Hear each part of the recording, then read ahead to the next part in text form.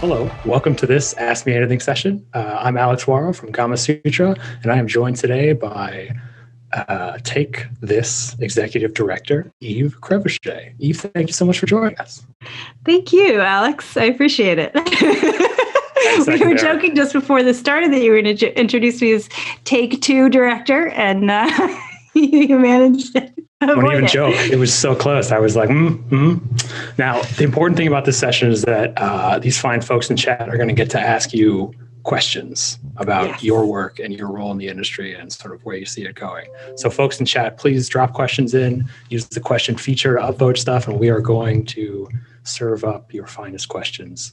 I'm really excited. And with that, I'm also going to mute Slack because, of course, these are the things we need to do these days. Yeah, I probably need to mute a couple of different things. As you go about clicking all these buttons and doing all the real things, why don't you, as you feel comfortable, sort of fill us in on what you've been doing at Take This recently and sort of how you got into the industry. Yeah, absolutely. So I've been at Take This for 2 years now. And in that time, I really focused the work that we do on mental health to be on root causes. So what are the things that that cause mental distress, and what are the factors that we can change that can help people experience better mental health in the game industry, as they play games and in communities that surround games and in streaming environments. And so we think a lot about what are the things we can do to create systemic change, and what are the ways that we can normalize a conversation about mental health and mental well-being and self-care so that people understand that it's, one, okay and normal to not be okay, and two, it's really fantastic to get help and seek support from communities, from mental health professionals, et cetera. So we want to work to normalize the conversation from the individual level, and we also want to work to change the conditions that make mental wellness more possible in games. Right on. Yeah, it's a fantastic organization. And we've already got some very good questions here in chat. I'm just going to throw them at you if you don't mind. Awesome. Yeah, please do. Nice. We have one here from Danny. They want to know, are demographic splits a serious consideration when tackling mental health in games, or are most concepts and concerns universal among all players? Oh, that's a great question, Danny. Not bad, yeah. Yeah. So there are both really substantial cultural differences in the way people understand and talk about mental health and mental well-being. And then there are also differences in outcomes and the experience that different demographics have with mental health care in particular. So you have culturally and geographically really dramatic differences in the way people understand what it means to have mental well-being and how that is treated or talked about culturally. And Take This really functions best in a Western European and North American context, because that's what our version of mental health is. That's what we're familiar with culturally. Right. The other thing, and then in terms of the demographic differences in the experience of mental health care, there's a lot of really good history and documentation about the specific ways in which Black people have been pathologized through mental health care in really awful and prejudicial ways. And so there's a historical distrust and history of mistreatment of Black people in mental health care, for example. So yes, the answer is yes. Yeah, that makes a ton of sense. Frustratingly, in a conversation like this, we could then go for another 20 minutes, I think, just talking about strategies to deal with that. But there's already a bunch of other fantastic questions in here. Do you want to sort of jump over for a sec as we sort of expand the topic and look at, let's see, Tanla here had a good question. How do you address mental health and alarm-based chat in your workplace? I guess sort of so how people are beginning to discuss feeling strain, feeling mental unwellness, that kind of thing. How do you address that kind of conversation in an office environment?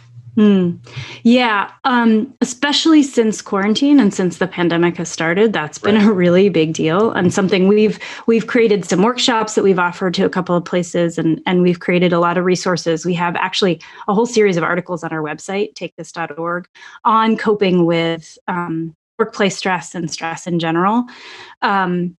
Yeah, I mean, the short answer is yes. The longer answer is that the game industry is prone to burnout. It's a really major problem. And that's caused by the high levels of uncertainty that people experience in the game industry and the cultural norms in the industry that relate to kind of passion, this myth of passion, where you come and you put all of yourself into your work and you have very little separation and very few boundaries.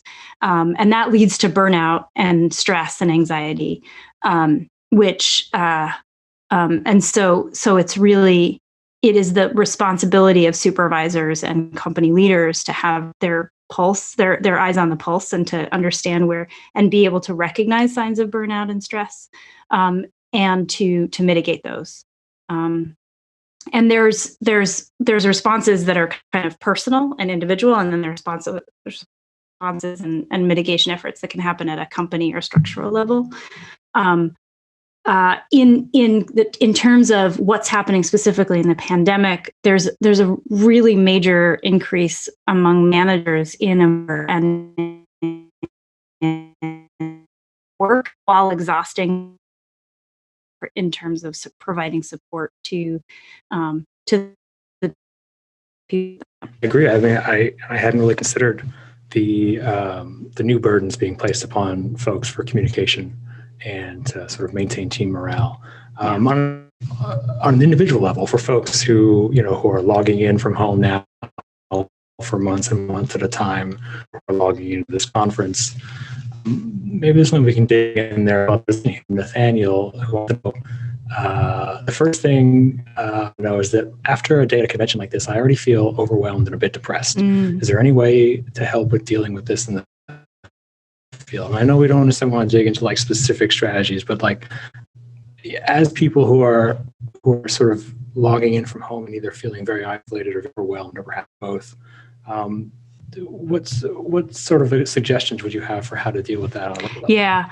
I mean, this is a very non-technical term, but FOMO, right? There's a couple things going on when you engage in a really intense experience, like an online conference.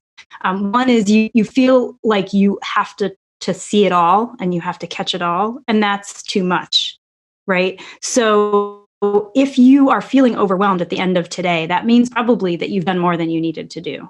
You don't have to catch it all. All of this is recorded. All of this is going to be online or most of it.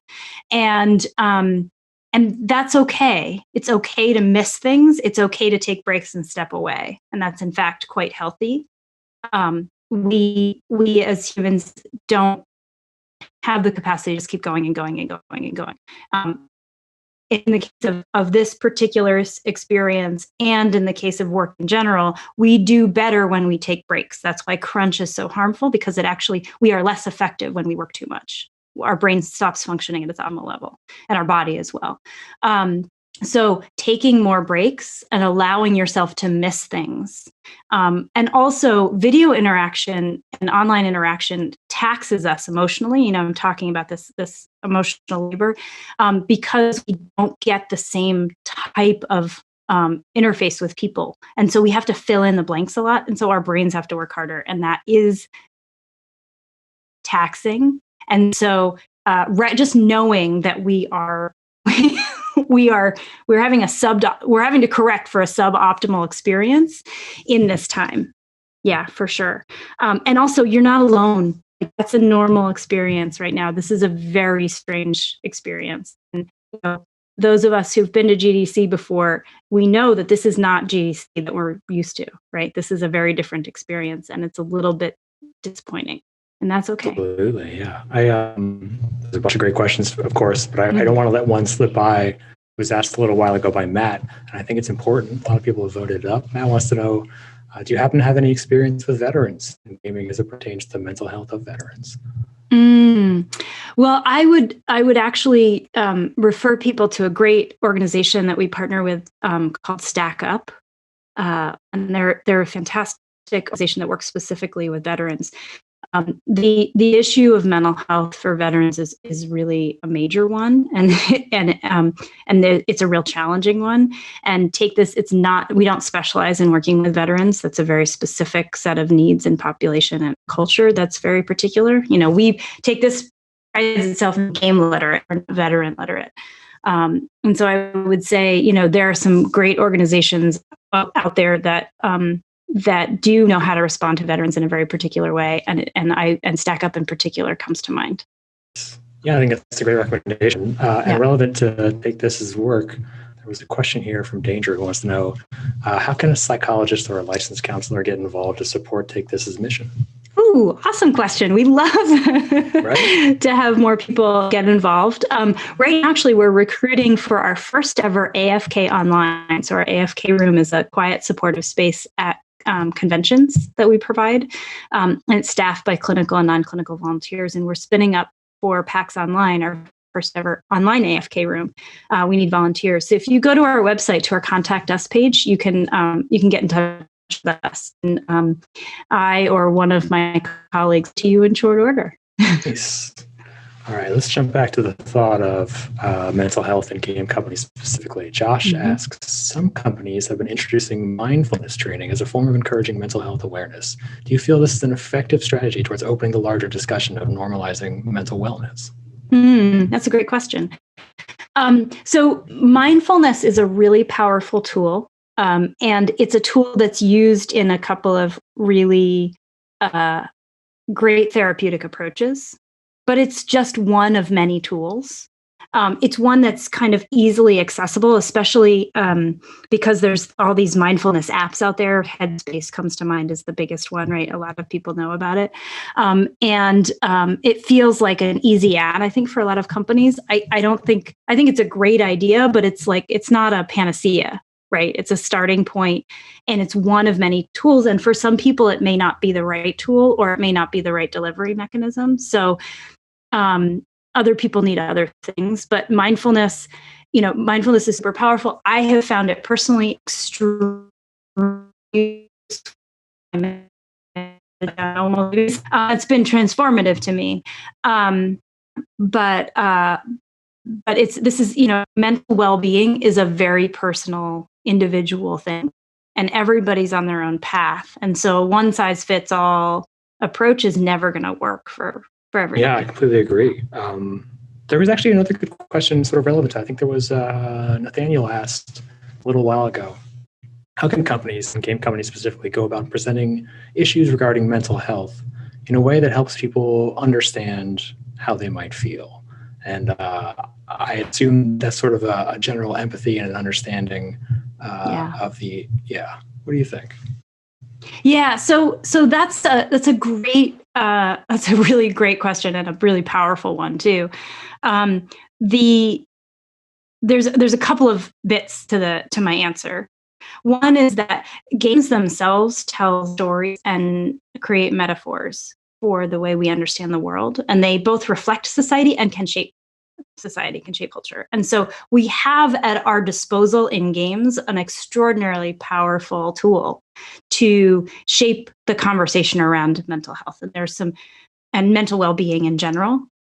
There's some amazing games that have come out in the last few years that either represent self-care in a wonderful way, or show a really accurate example of mental illness, or help to kind of walk people down the road of what it looks like and feels like to be in a certain state. Some of the ones that we've highlighted recently are Celeste and Stardew Valley and Gris and Sea of Solitude, and of course Hellblade, Senua's Sacrifice.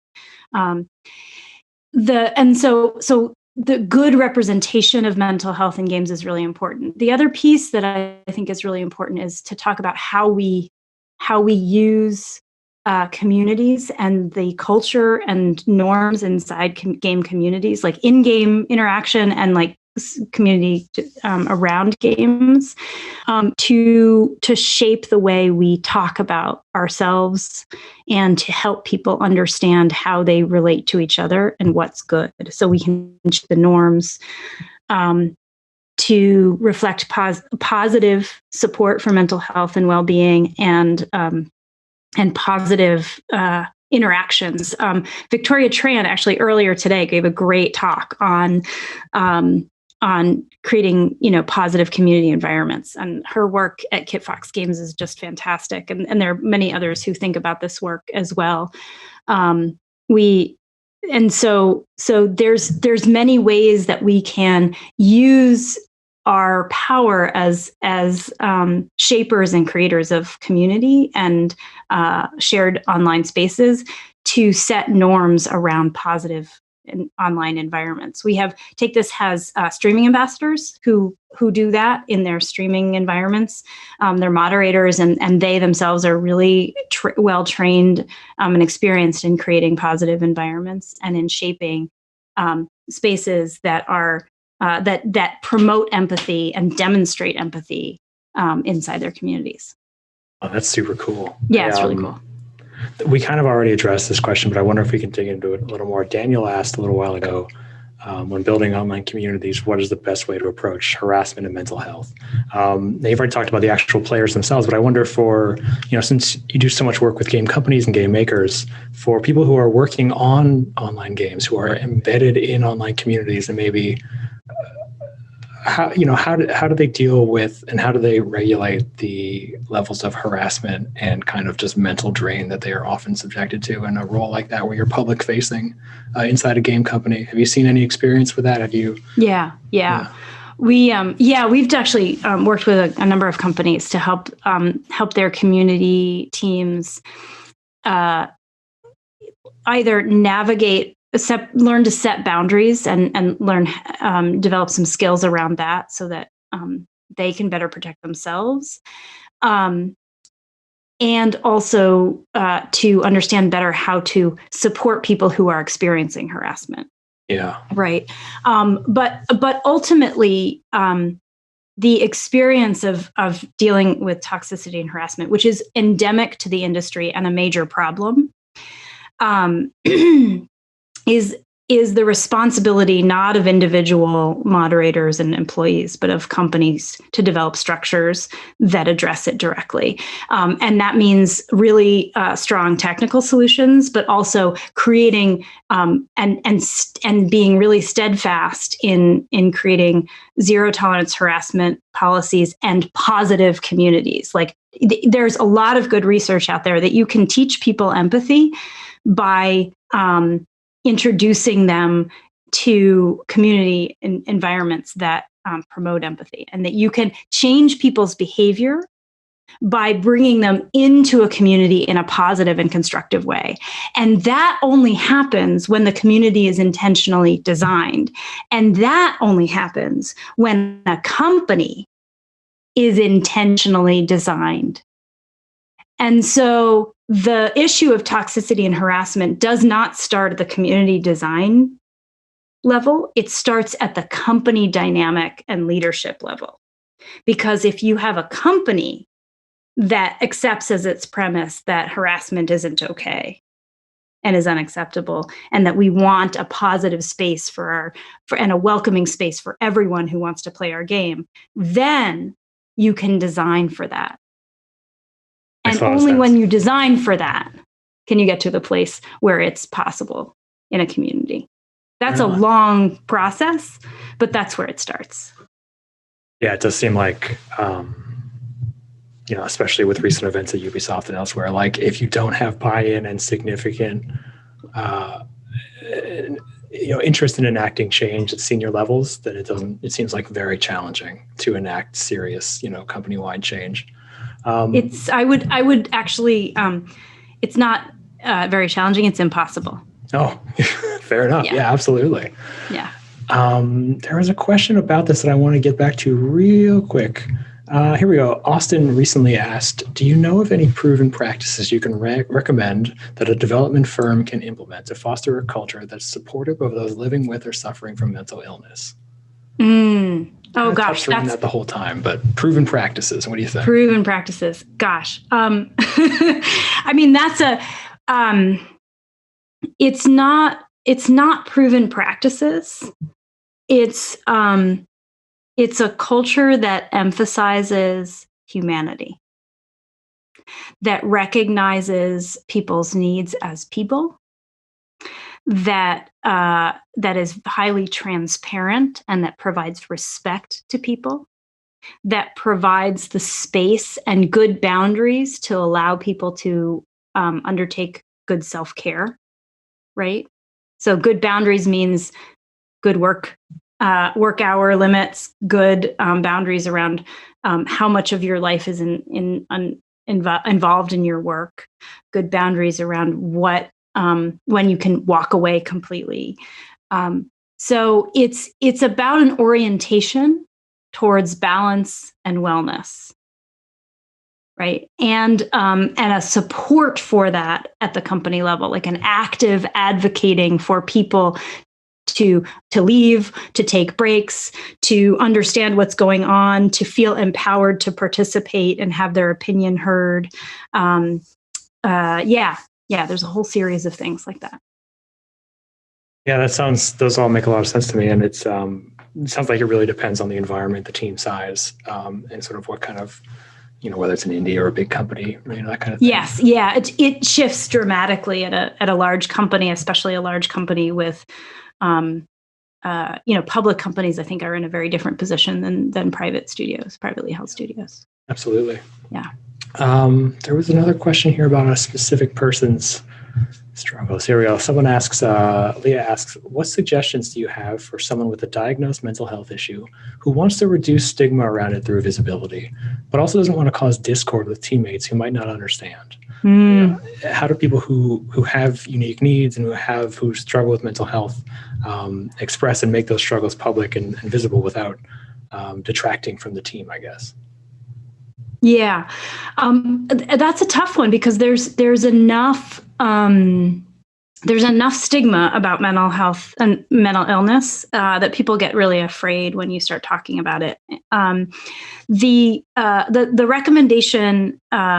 So this is something actually we're actively working on, and we've got our second annual Game Summit on mental health. It's called TIGS, and I work in partnership with Mark Chandler on this.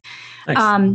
And we are in October. We're going to be sharing stories of people in the game industry with mental illness, and talking specifically about that so that we can reduce the stigma. And it's really about sharing as many of those stories as possible. But one of the ways to do that is to bring as much data to the conversation as possible. So when you talk about your diagnosis, I'll also describe what it looks like and talk about what accommodation looks like and what you don't need. I don't need sympathy, or I don't need you to feel sorry for me. I need, specific accommodations, or just, I need you to know, and I need you to be able to look at me and see me as the full person that I am. Yeah. Yeah. It reminds me of, we spoke briefly before this about the myth of passion and how it can be sort of turned against game developers to sort of burn them out and that kind of thing. I wonder, do you have any thoughts on how workers in this industry can sort of avoid being, pulled by passion and by the call of their collaborators to work beyond their limits or to push their mental health into sort of unhealthy states? So I'm not going to sugarcoat this one because it's a tough one to answer. Because if you're in a company where the expectation is that you work too much and you put all of yourself into your work, and your supervisors and seniors do the same thing, it's going to feel like if you don't, you're going to lose your job. And if you're stuck in that job because you need it and can't leave and can't move out of it, that's a tough place to be in, right? Because what managers do and what leaders do sets the tone for the whole company. So if you are a manager and a leader, even if you tell your employees that they don't need to work, 50, 60, 80 hours a week, and you do, you are putting pressure on them to do that.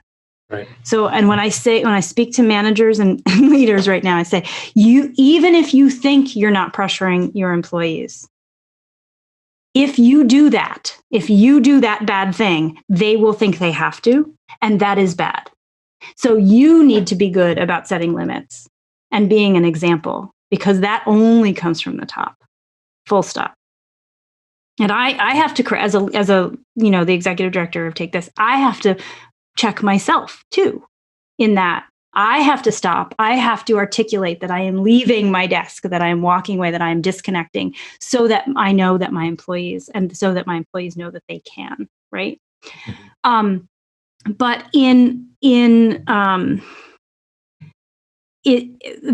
the other thing is to really cultivate in yourself a lot of other passions and other ways to enjoy yourself, right? Make sure, even if it is still related to games, as long as it is explicitly not your work, but it's something slightly different, that's great. Giving yourself explicit ways to leave and shut off will give you the energy and space to re-energize and take care of yourself, right? That's really important. I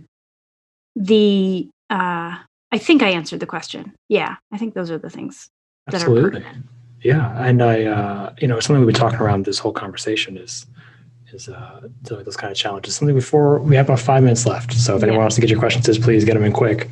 There's a good one here about 10 minutes ago from Thomas, but it's still a good one now, and I want to get to it. Thomas asks, how do we as an industry create real change in scheduling, deadlines, launch dates, et cetera, while keeping things like mental health, burnout, and so on in mind, without fear of being replaced by the newer, younger generation who haven't hit these walls yet?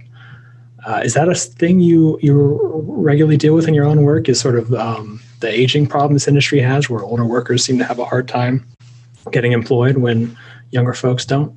Yeah, it is. Although there's some evidence that the population, the game industry population, is actually aging a little bit, which indicates that there's maybe a shift around that now. There is a lot of burnout, which definitely chases people out of the industry pretty quickly, on average around 10 years in, which we are concerned about. But I would say the answer to this is that there are good models out there for more transparent and more participatory scheduling and planning processes that help to kind of mitigate these issues. Right. We're working on some tools and resources in partnership with the IGDA that hopefully we'll be able to talk about soon around this stuff. It's about training. The industry is it's an interesting place. It's not actually that old of an industry. And so it's kind of still catching up to itself in terms of professionalization and skill building around management, planning, forecasting, et cetera. And so it's time for the industry really to mature around that stuff. And I hope to be part of the positive push towards that in the industry. Yeah, I hope so. I hope you're a part of it for a long time to come. Eve, thank you so much for joining us today. It is my distinct pleasure. I'm very happy to be here. And I really encourage people to reach out to Take This or to me directly. We do better when we are part of a large community and we work together. So would you recommend for people who want to learn more, get in touch, go to the website, or is there somewhere else you'd rather get in touch? Okay. Yep, takethis.org. You can also find us on Twitter at takethis.org. And I'm at Eve Crevoshay. Nice. And there was an event coming up, right? Did I remember that right?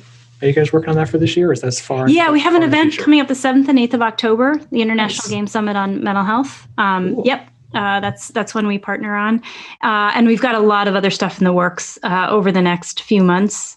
I'm just really looking forward to it. So keep an eye on us. Yeah, no, absolutely. We will. Thank you guys so much, and enjoy the rest of your GDC summer.